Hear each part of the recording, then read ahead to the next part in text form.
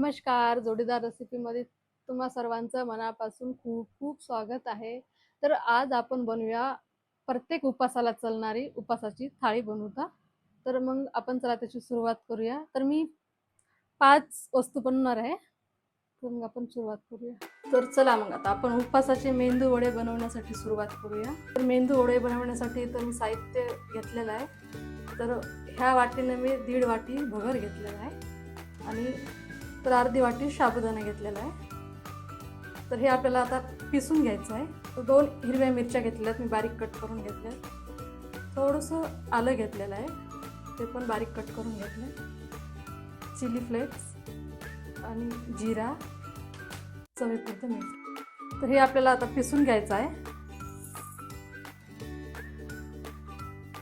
तर मस्त पिसून झालेलं आहे, जास्त बारीक पण नाही आणि जाड पण नाही.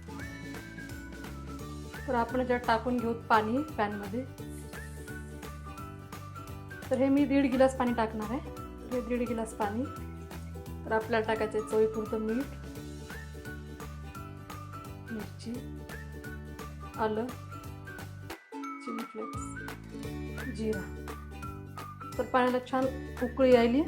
तर याच्यामध्ये आपल्याला टाकायचा एक बटाटा खिसून. तर बटाटा मी खिसून घेतलेला आहे. हा खिसलेला बटाटा आहे, कच्चाच आहे.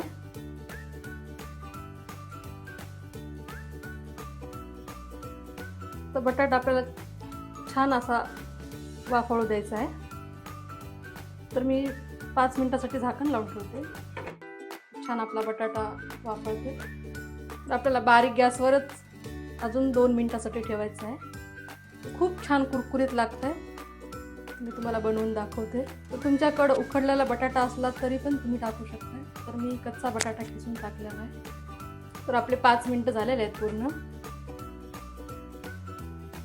तर आपल्याला अशा प्रकारेच पाहिजे. मस्त हे झालं शिजलं.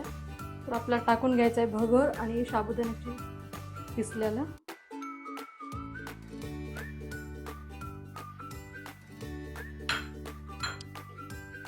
तर याला बारीक गॅसवरच हलवून घ्यायचं आहे. तर मस्त फुललेला आहे. तर आपण परत 5 मिनिटासाठी याला झाकण लावून ठेवू. तर परत मी 5 मिनिटासाठी झाकण लावून ठेवू आहे. चला मग 5 मिनिटानंतर आपण बघू. मस्त फुललेला आहे. तर आपण याला आता थंड करायला ठेवू. तर मी एका प्लेटमध्ये काढून घेते. तर हे थंड झालं ना, तर आपण याचे वडे बनवायला घेऊ. छान थंड झालेलं आहे. थोडंसं मी तेल लावून घेते. याला मळून घ्यायचं. तर आपण आता याचे वडे बनवायला सुरुवात करूया. तर आपण छोटे छोटे मस्त याचे वडे बनवून घेऊ का.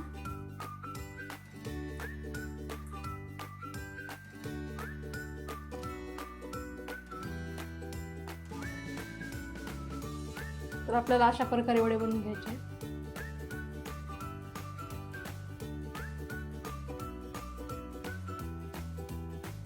खूप छान लागतात वडे हे. तर आपले मेंदू वडे सगळे इथं तयार आहे. तर आपण आता तळायला घेऊ. तर मी साईडला खीर पण बनवणार आहे साबुदाण्याची. तर मी इथं पातेलं ठेवलेलं आहे. तर आपल्या याच्यात तूप टाकून घ्यायचं आहे 1 चम्मच. तर इथं मी थोडंसं तूप घेतलेलं आहे, आपला पोह्याचा 1 चम्मच. तर आपल्याला याच्यामध्ये टाकायचं आहे मनुके आणि काजू बदाम काप केलेले आणि 1 विलायची.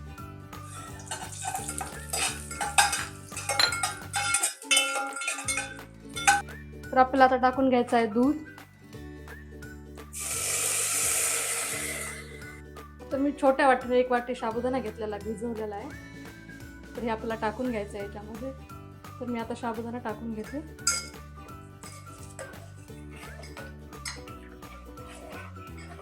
तर आपण आता साईडला वडे पण तळून घेऊ का. तोपर्यंत आपली खीर इथे शिजते.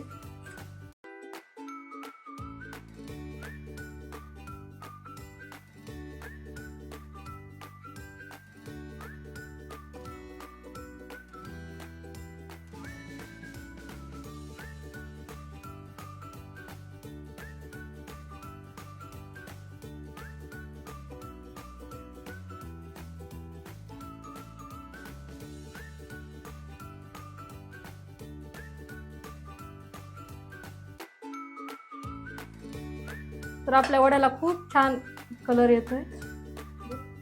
तर आपले वडे खूप छान तळून होत आहेत. मस्त वडे झालेले आहेत आपले, बघू शकताय तुम्ही. एकदम क्रिस्पी क्रिस्पी क्रंची झालेले आहेत. तर आपण याला आता काढून घेऊ. तर आपल्या वड्याला छान कलर आलेला आहे, मस्त झालेले. तर आता मी बाकी सगळे वडे असे तळून घेणार आहे.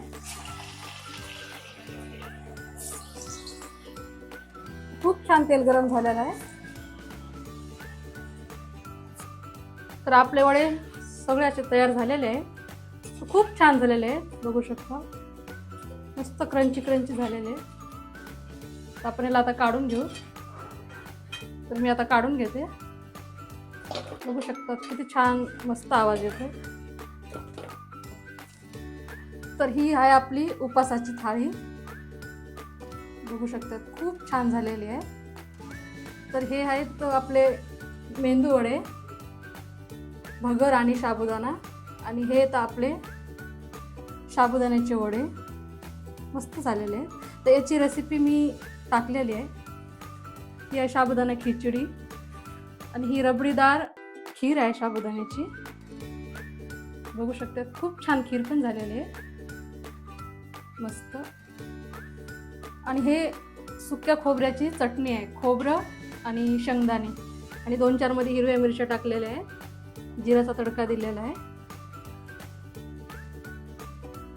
तर आपला उपासाचा पदार्थ तयार आहे. तर खिचडी मी शॉर्ट व्हिडिओमध्ये टाकलेली आहे, तर त्याच्यामध्ये जाऊन तुम्ही बघू शकता.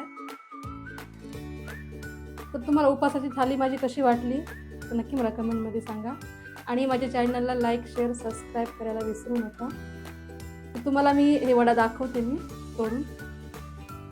तर हा आहे मेंदू वडा, भगर आणि साबुदाण्याचा. एकदम क्रंची झालेला आहे, बघू शकते, मस्त. आणि चटणी, खोबऱ्याची चटणी आहे.